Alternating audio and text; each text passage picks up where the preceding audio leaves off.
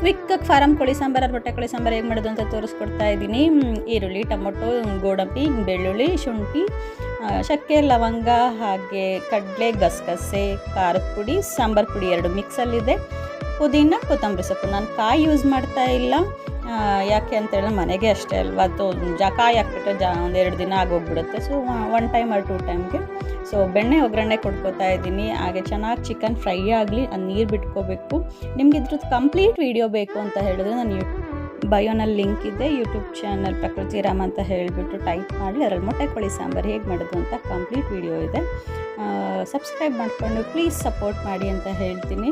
So ಇದು very ಕ್ವಿಕ್ಕಾಗಿ ಆಗುತ್ತೆ, but 7ರಿಂದ 8 whistle ಹಾಕಿಸ್ಲೇಬೇಕು, ಆವಾಗಲೇ ನಿಮ್ಮ ಸಾಂಬಾರು ಸೂಪರ್ ಟೇಸ್ಟಿಯಾಗಿ ಬರೋದು. ಇಲ್ಲ ಅಂತ ಹೇಳಿದ್ರೆ ಫಾರಮ್ ಕೋಳಿ ಸಾಂಬಾರು ಬೇಯೋದಿಲ್ಲ, ಬಾಯ್ಲರ್ ಕೋಳಿ ಥರ ಅಲ್ಲ.